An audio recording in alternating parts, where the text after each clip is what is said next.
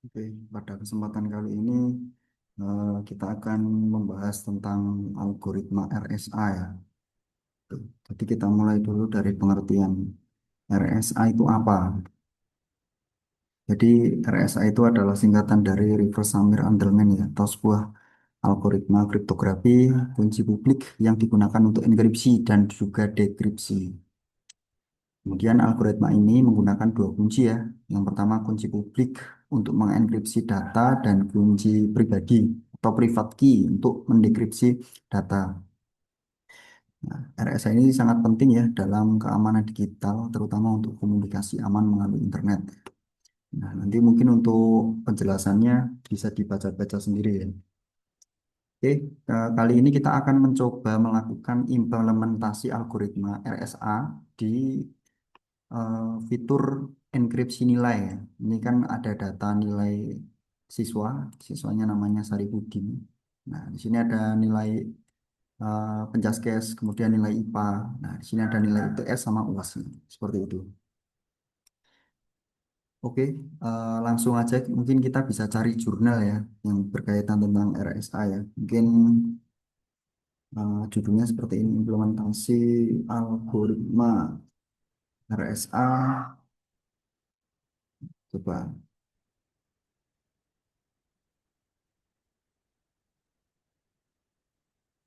coba ini ya, yang Universitas Lampung. Kemudian PDF. Nah, di sini kan langsung ada rumusnya biasanya. Oke, yang pertama di sini coba kita baca-baca dulu. Voting menggunakan metode kriptografi. Oke, kemudian untuk rumusnya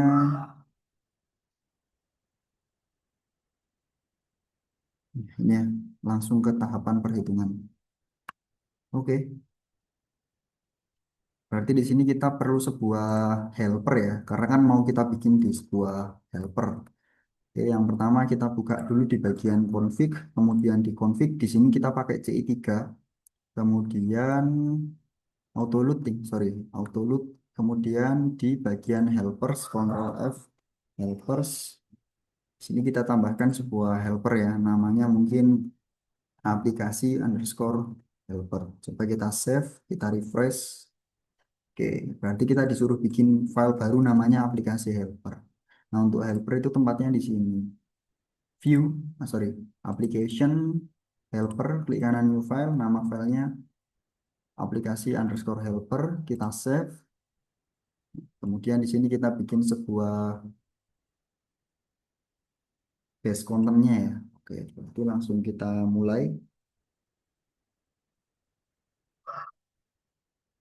Space-nya nggak usah lah ya. Oke, mungkin di sini kita tambahkan dulu keterangannya ya. Mungkin bisa kita tambahkan keterangan bintang-bintang, bintang-bintang slash. Ini untuk komentar yang bertingkat ya. Jadi di sini per kode emitter 3 untuk judul. Kemudian di bawahnya kita tambahkan lagi dengan ya fungsi enkripsi dan dekripsi menggunakan algoritma RSA. Kemudian simpan file ini sebagai application helpers. Nama filenya RSA helper.php. Kalau kita tadi kan namanya ini ya, aplikasi helper. Nah, kemudian di sini kita disuruh untuk kita refresh dulu.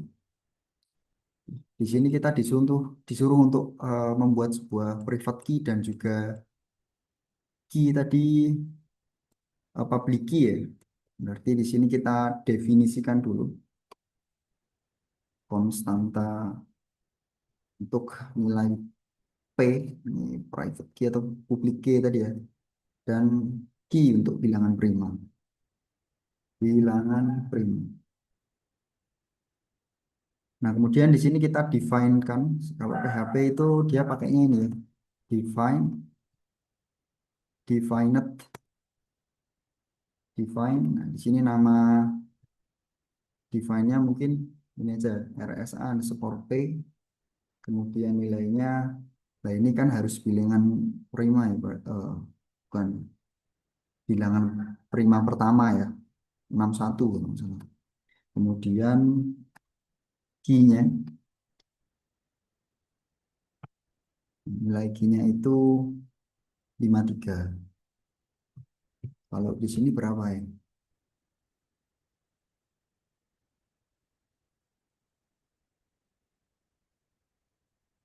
Tidak ada, belum dicantumkan mungkin. Sama juga. Oke, kemudian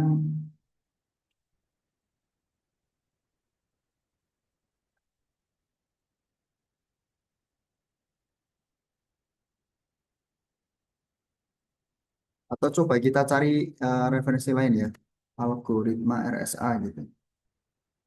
Nah ini mungkin.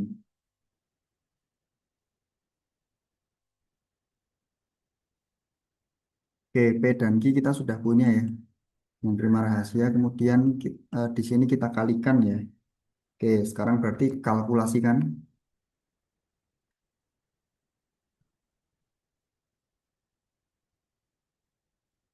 kalkulasi nilai RSA. Berarti di sini sama ya, kita define kan juga nilainya N tuh. Berarti RSAN ya, RSAN. Nah, isinya kan ini tuh, isinya kan P dikali Q tadi ya. Benar ya, P dikali Q, maka di sini harusnya kita panggil RSAP-nya tadi dikalikan dengan Pi. Berarti RSA Q. Kemudian ya, tambahkan rumusnya ya, biar bagus. Berarti kita kopas saja dari sini nggak apa-apa. Ini pasang di sini. Kemudian kita disuruh menghitung nilai F per N ya. Oh, ini P-nya kan udah dapat tuh, dikurangi satu. Kemudian oke, berarti di sini mencari PHI-nya ya. Define RSA PHI. Nah, nilainya itu kita ambil dari RSAP dikurangi satu, dikurangi satu dikali nilai Q-nya. Berarti kurung RSA Q-nya dikurangi satu.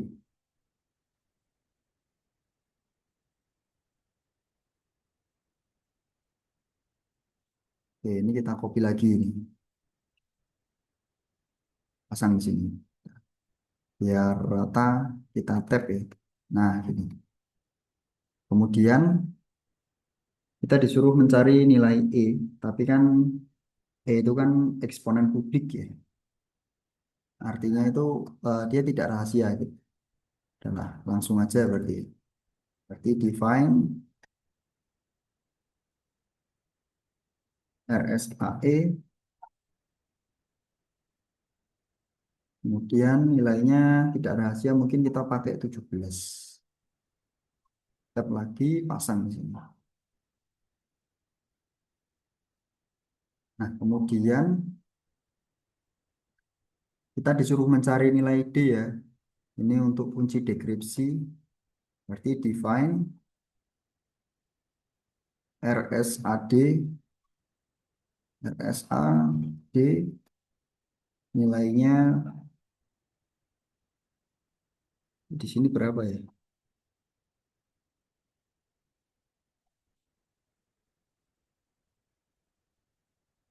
D-nya ini ya 2533. Oke lah, nggak apa-apa. Ya udah kita ikutin aja ya. Berarti di sini 2533. Tapi kayaknya mending ini aja ya 2753 gitu aja. Nah, kemudian berarti ini kita copy lagi. D.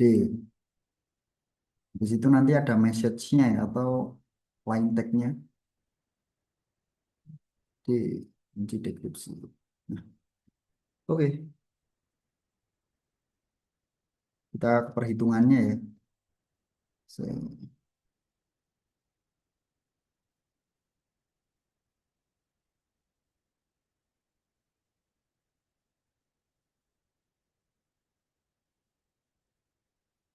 Remote, oke. Berarti yang pertama di sini kita menghitung pangkat modularnya terlebih dahulu ya. Oke, berarti langsung kita bikinkan sebuah komentar. Komentarnya sama kayak yang di atas ya. Ini, oke, ini langsung ke perhitungannya. Bintang-bintang slash dan. Nanti di sini tak tambahkan keterangan gini aja. Fungsi untuk menghitung pangkat modular A tadi berapa ya?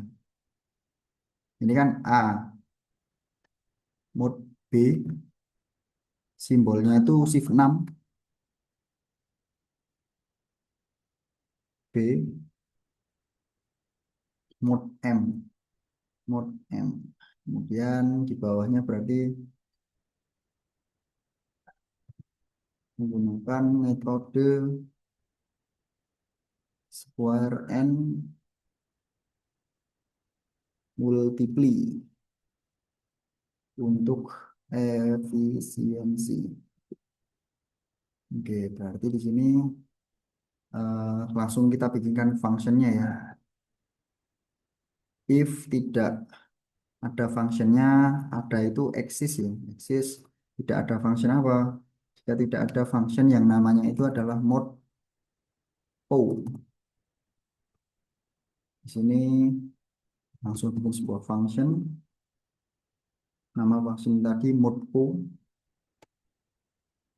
O itu pangkat ya. Di pemrograman itu pangkat. Kemudian di sini ada tiga parameter ya. Pertama parameter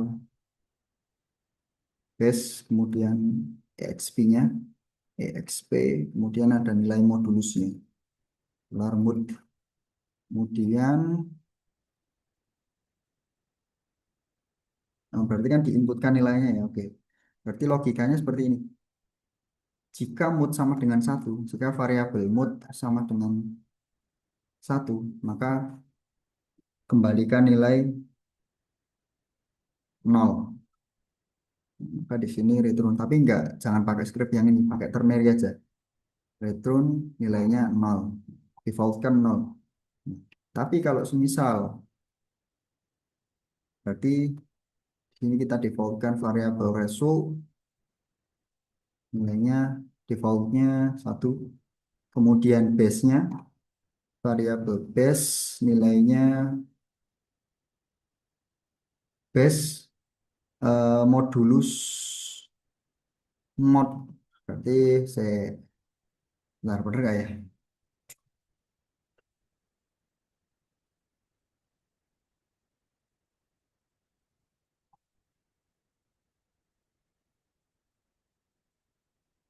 Oke, benar ya. Berarti nilai dari base-nya itu adalah variabel base modulus mod variabel mod.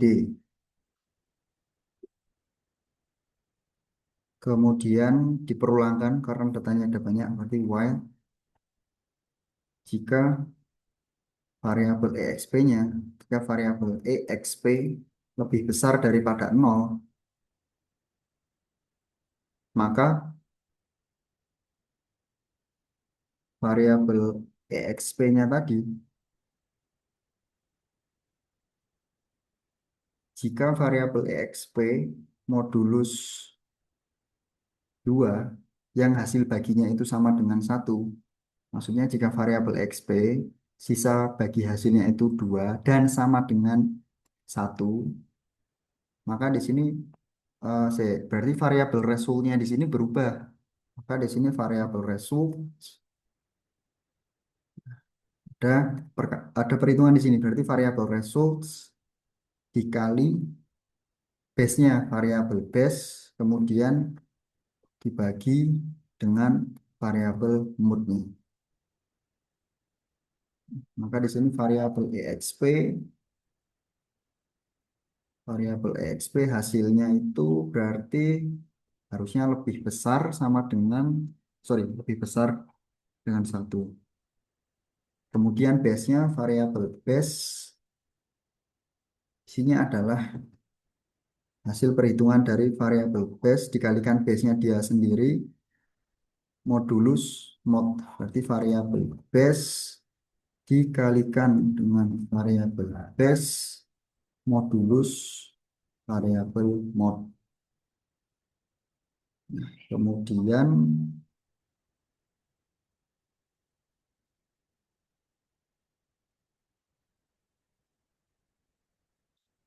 kemudian tinggal diretrun. Berarti retrunnya kan setelah ini ya, setelah perulangannya. Penutup perulangan kan ini.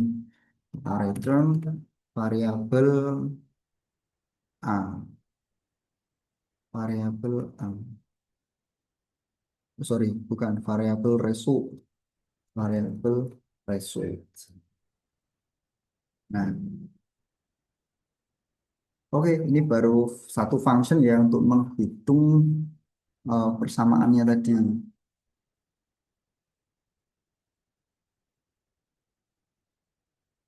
Oke, ini nilainya per C kan pokok menjadi P1 8 1 benar ya. Bukan dengan satu KM yang disusun.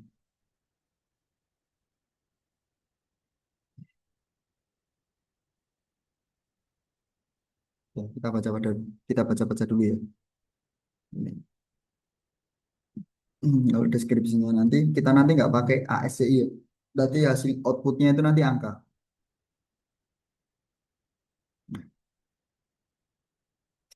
Oke, langsung saja ke function berikutnya ya. Aduh, sorry. Ctrl F. Ada.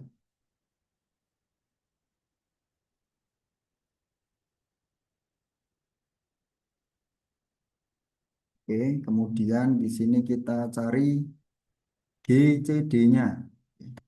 Kita cari G ini ya, C mode-nya. Oke. Berarti bikin sebuah function baru.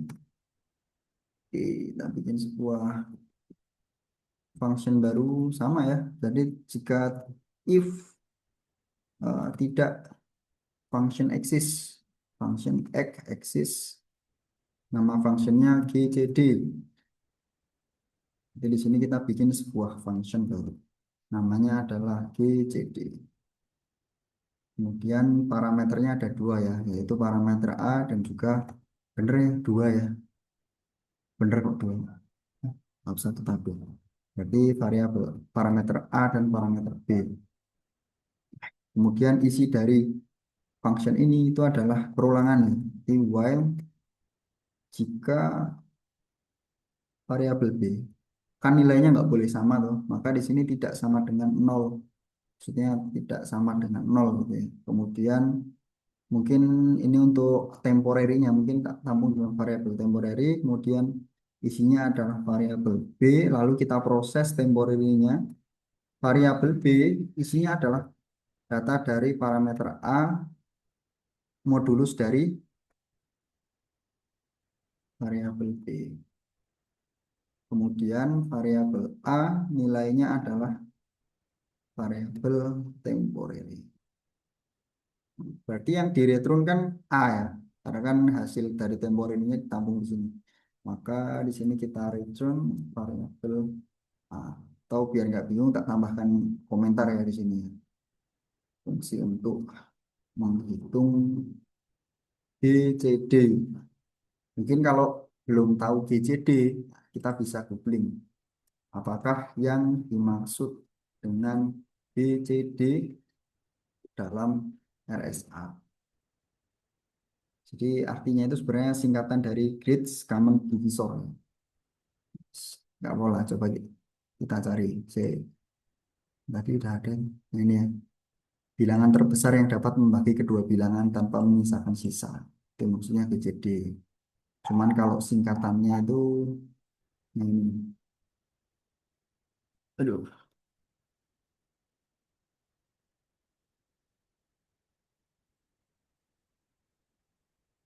Oke.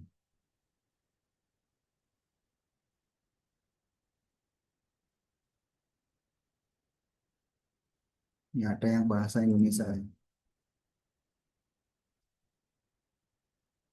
Nah, intinya ini ya.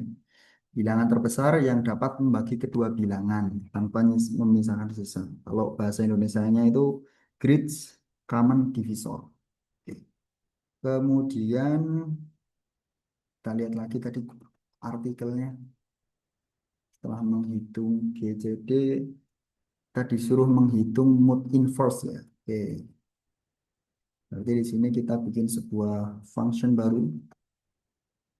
Namanya ini ya, fungsi untuk menghitung menghitung inverse modular.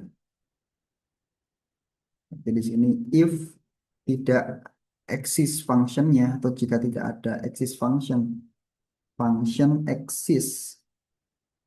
Nah, nama fungsinya apa? Nama fungsinya adalah mood inverse.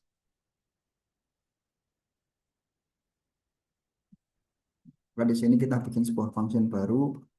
Function baru namanya adalah mood inverse. Kemudian parameternya ada dua, parameter A dan juga parameter M.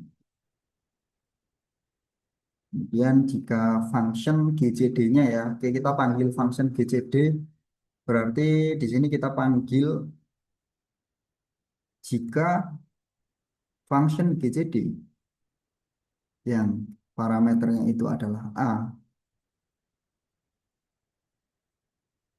koma parameter M, kan di sini ada dua parameter A dan B ya, maka di sini kita kirimkan nilai A dan nilai M. Nah, maka di sini tidak sama dengan sisa baginya satu. Nah, maka di sini return false, tidak ditemukan. Jadi di sini inverse-nya tidak diketahui. Inverse tidak diketahui. Nah, namun kalau semisal dia mungkin tidak sama dengan satu ya, maka dia jalankan ini, tambahkan extends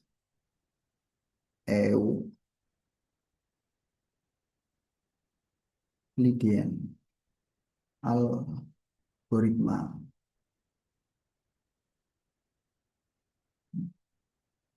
Berarti ngecek lagi ya, jika variabel M tapi pakai ternary, jika variabel M itu sama dengan satu, nah maka defaultkan nilai inverse-nya itu nol. Nah, sehingga ketika diperulangkan variabel A yaitu lebih besar daripada satu, maka kita bulatkan. Nah, bulatkan itu pakai inval, integer val. Variabel A dibagi variabel M. Kemudian tampung di dalam variabel Q. Nah, lalu variabel M-nya ini kita tampung di dalam variabel T. Lalu variabel M mengolah data dari variabel A sisa bagi dari variabel M. Kemudian variabel A isinya variabel T. Kemudian variabel T isinya adalah variabel X 0. Nah, lalu variabel X0 mengelola data melakukan penjumlahan dari variabel X1, variabel D, ini dikurangi ya, dikurangi variabel key dikalikan dengan nilainya dia sendiri. Berarti variabel key 0. Sorry, x 0 ya. Nggak ada. X 0. Nah, kemudian variabel x1 isinya adalah variabel p. Kemudian setelah diperulangkan, berarti dicek lagi jika variabel x1, variabel x1 lebih kecil daripada 0. Nah, maka variabel x1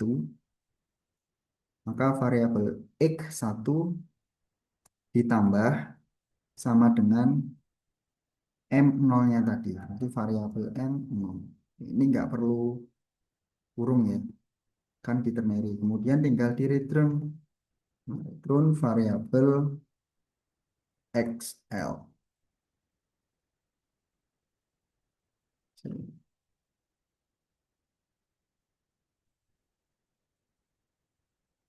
Oke. Nah, sekarang kita akan mencari enkripsi. Oke, berarti mungkin untuk enkripsi saya sambung di video tutorial berikutnya.